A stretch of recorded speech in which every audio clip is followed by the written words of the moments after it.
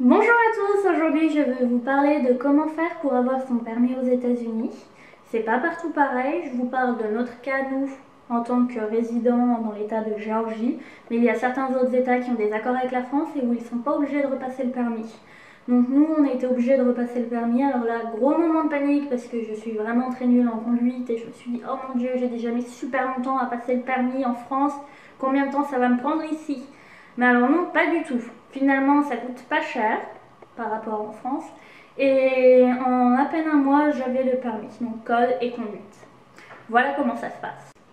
Donc vous allez avoir besoin d'un certain nombre de papiers, à commencer par votre passeport pour la page de la photo pour être sûr que ce soit bien vous, et la page où il y a votre visa dessus également pour être sûr que vous êtes bien en règle.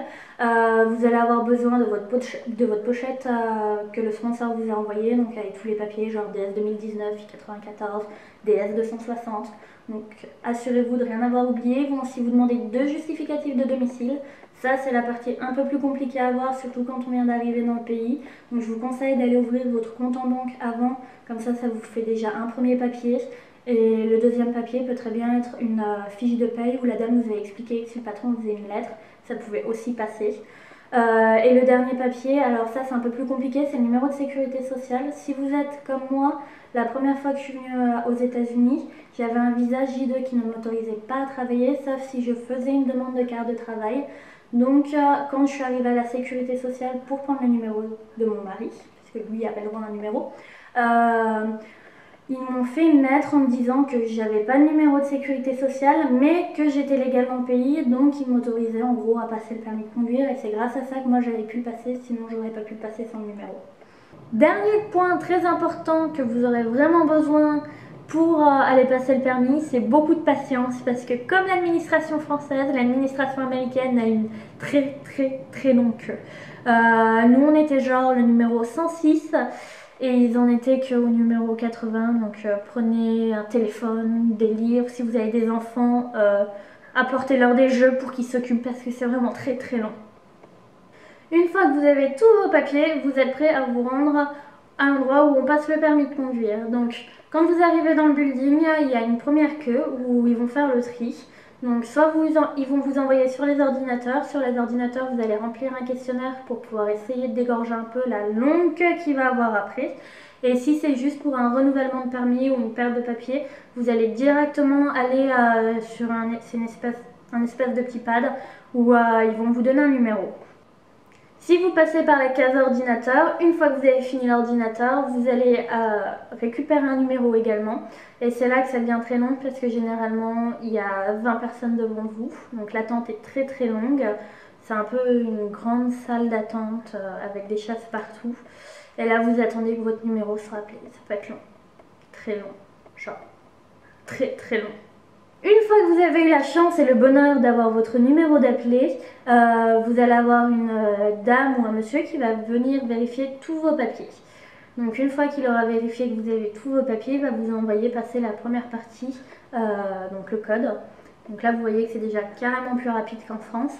Donc en passant le code, vous avez 2 fois 20 questions, vous avez le droit à 5 erreurs par série de 20 questions si je ne me trompe pas.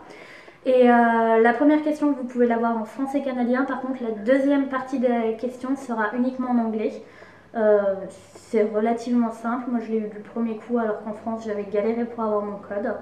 Donc, une fois que c'est fait ça, donc ça va être une grande pièce avec plein d'ordinateurs les uns à côté des autres. Vous êtes vraiment à côté des autres. Enfin, c'est vraiment totalement différent en France. C'est pas du tout surveillé, tout ça. C'est assez impressionnant de voir la différence. Enfin bref, donc une fois que vous avez fini ça et que si vous pensez avoir eu votre code, vous retournez vers la dame, vous refaites la queue. Et là, la dame va donc vous donner un papier en disant oui, vous avez eu votre code ou non, il faudra revenir. Donc si vous revenez, je crois que c'est le lendemain et après c'est la semaine d'après. Si vous ne pouvez pas, enfin après ça décale. Vraiment, vous ne pouvez pas après le repasser tout de suite. Et donc si vous avez votre code, vous allez devoir prendre un rendez-vous pour pouvoir passer la conduite. Donc la conduite ça se fera un tout petit peu plus tard, je crois que c'est 15 jours en décalé ou quelque chose dans le genre. Moi ça avait été très long aussi quand j'avais dû le passer. Là on a un copain qui est en train de le passer, c'est pareil, il doit attendre 3 semaines. Donc vous avez soit un numéro de téléphone à appeler, soit sinon ça se fait sur le site internet. Et quand vous passez la conduite, en fait la chose assez rigolote, Moi, le jour de mon permis de conduire, donc le jour de la conduite, j'étais arrivée avec ma voiture en conduisant, parce que j'avais toujours le permis international. Et j'étais repartie avec ma voiture en conduisant parce que dans tous les cas, j'avais eu mon permis. Donc vous arrivez avec votre voiture, vous vous garez à un certain endroit, ils vont vous poser 2 ou 3 questions techniques. Donc les questions techniques, pas de panique. On m'a demandé où était le klaxon. Ça va bien se passer, tout le monde sait où est le klaxon. Et niveau manœuvre, c'était se garer en épi et se garer en marche arrière. Donc vraiment rien de compliqué. Et après, j'ai dû rouler 10 minutes, on a fait le tour de pâté de maison et on est revenu. Elle m'a dit c'est bon, vous avez le permis, rentrez à l'intérieur. Donc on est rentré à l'intérieur, elle m'a demandé 20 $. Donc en tout, je crois que mon permis m'a coûté 40 $, contrairement en France où il m'avait coûté 1500 €. Merci. Et donc 20 $. Et ils prennent une photo de vous, donc essayez d'être plutôt potable ce jour-là. Moi, ma tête était affreuse parce que ça va être la photo qui va rester sur votre permis de conduire pendant toute la durée de votre visa. Donc faites très attention à ça. Et donc ils vont vous donner un petit permis en papier, ce sera le permis provisoire. Et au bout de 15 jours à 3 semaines, vous recevrez le vrai permis en plastique. Et ça, c'est vraiment trop cool parce que c'est comme être américain. Et n'oubliez pas qu'ils vous servent aussi de ID, donc c'est un peu votre carte d'identité pour rentrer ou s'ils veulent vous contrôler pour l'alcool, tout ça. Donc faites attention de ne pas le perdre. J'espère que cette vidéo vous a plu. Si jamais vous avez d'autres questions, n'hésitez pas à me les poser, je ferai de mon mieux pour y répondre.